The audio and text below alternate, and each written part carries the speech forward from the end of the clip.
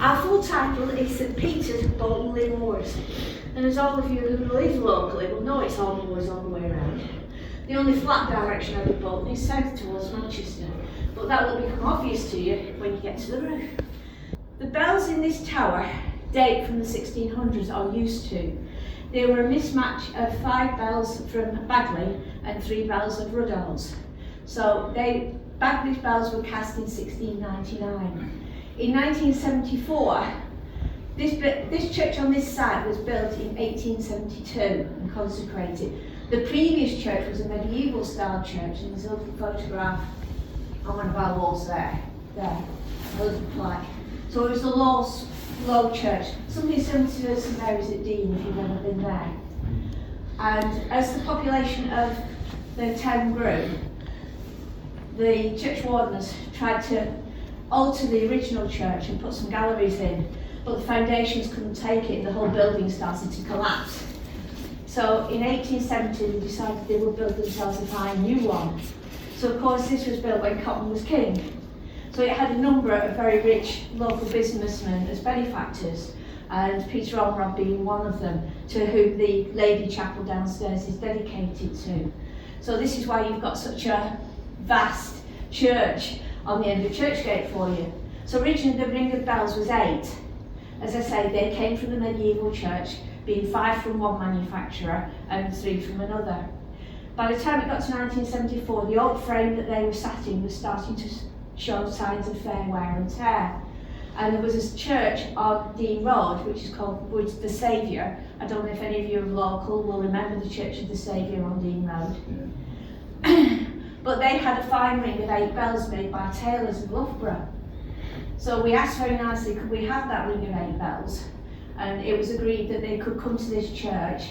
Now there was a very generous man from Wadsworth's Lift Company, who was the chief director, owner, call it what you will at that time, managing director. And the apprentices were on short work at that time, being 1974. And he volunteered the apprentices to make us a new bell frame as an apprentice piece and a test piece for their exams. It was agreed that as a project that they would make the bell frame for us. So they made a bell frame for us for a ring of 12 bells. Now those observant ones among you will realise there's 13 bell rows. Now as I said, it's all about hand-eye coordination. This little woolly bit up here is called the sally. This bit down here is called the tail. So when we get hold, this is called a hand stroke. It'll go up and then it will come back round. So it goes once all the way around that way, not quite through the 360, then it will come back the other way. It never goes all the way over. If it does go all the way over, as Phil knows only too well, there's a piece of wood in there called the stern. That's the remains of one that we broke a couple of months back. Looks a bit like that. Should look a bit like that. It's meant to break, it's a safety mechanism, so that when the bell does go too far over, the weight of them will carry them on, but that little piece of wood will break. It only costs us about £5 or £6 from the wood yard. It's usually made of ash and it's relatively easy to replace, but if everything else got wound up in itself, it would cost us hundreds of pounds to fix.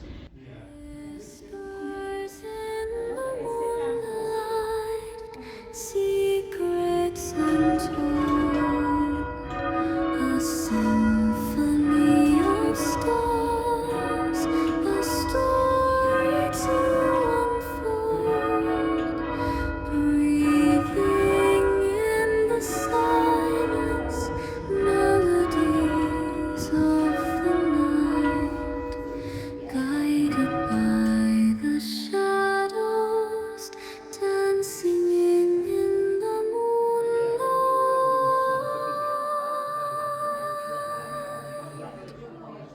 Time stands still as we drift away, lost in the echoes of the night.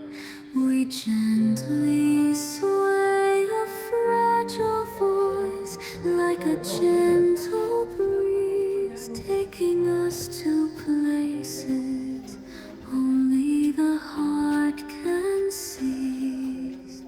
Echo sky,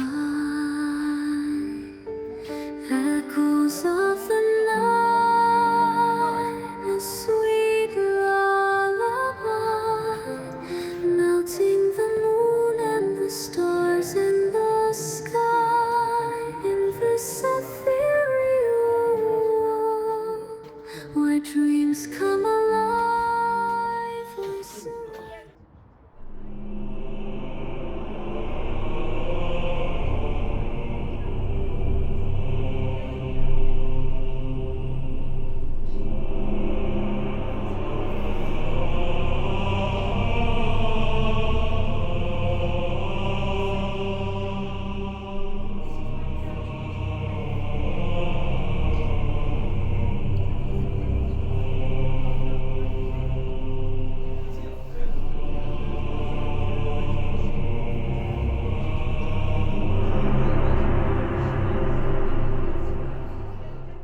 So the platform there is where the clock used to stand. The clock obviously was mechanical and had a large set of weights, so it was the duty of the bell ringers to wind the clock once a week on a Sunday. It was an 8-day clock, so it usually lasted the whole week. And it did used to have Westminster chime, but at some point somebody forgot to take the clock hammers off and rang the bells and broke it. So the oldest bell, made in 1699, is the one that hangs dead in that corner there. It has a clock, yes, it's in that corner there. It has a clock hammer on it, and it's worked by a mechanism that's in the vestries. So if the clergyman wants the bell to be rung for any reason, there's no bell ringers here, he can ring that one. For a funeral or something like this, it's used as a swan bell. Okay. Now the biggest bell is the one in the middle, that's the one that the clock strikes on. Okay, I'm going to shout downstairs and ask Mary to ring one of the bells. I think she's going to ring the one that's by the window on that side. There we go.